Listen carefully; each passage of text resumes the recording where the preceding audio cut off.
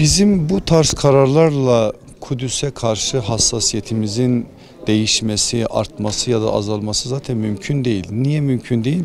Kudüs'ün bizim için olması gereken yeri belli zaten. Nedir bu? Allah Resulü Aleyhisselatü Vesselam bu manada Kudüs'ü bineklerin hareket ettirilebileceği 3 mesciden biri kılarak Mescid-i Nebevi'ye, Mescid-i Haram'a ve Mescid-i Aksa'ya değer itibariyle yakın bir vaziyette görmüştür. Dolayısıyla her Müslüman için aslında bir başkenttir. Bunun şu anda siyasi anlamda kabul edilip edilmemesi, Amerika'nın şöyle demesi, İsrail'in böyle demesi, bunlar sadece o andaki işte bizim tepkilerimize ya da farklı bir biçimde hassasiyetlerimizin artmasına vesile olur. Dolayısıyla bu karar yok hükmündedir Müslümanlar için ve hiçbir şekilde kabul edilemez bir şeydir. Olması gereken şey de bellidir aslında burada.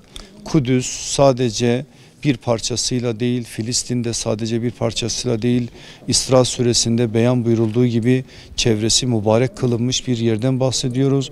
O çevresinin de mübarek kılındığı toprakların tamamının İslam'ın olabileceği güne kadar Müslümanların üzerine gayret gerekir. Dolayısıyla bizim yapmamız gereken aslında şu anda bu tarz şeylerle belki sevdamızı biraz daha yenilemek, ama o sevdamızı en son güne kadar canlı ve diri tutarak Kudüs'ün Hazreti Ömer'in günlerinde olduğu gibi İslam'ın o izzetli anlarına kavuşması adına gayret göstermektir. Gücün aslında iki boyutu var. Bir, yıllardır bunlar bu gücü elde etmek için gayret gösterdiler, çalıştılar.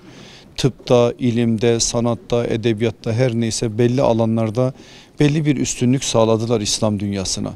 Ama işin bir ikinci boyutu daha var. Onların bu gücü bizim aslında zafiyetimizden kaynaklanıyor.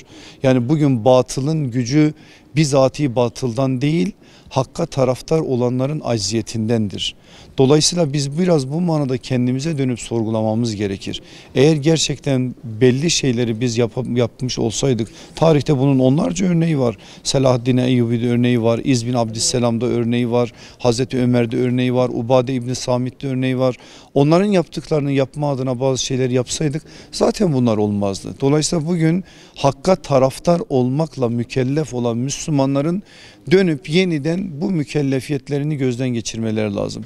Eğer biz gerçek manada, hakiki manada Allah'ın istediği gibi iman meselesini anlar ve bunun gereklerini yerine getirirsek, Allah'ın izniyle vaat edilen bellidir. O vaat edilene ulaşma adına da o güzel günlere erişmek her zaman imkan dahilindedir.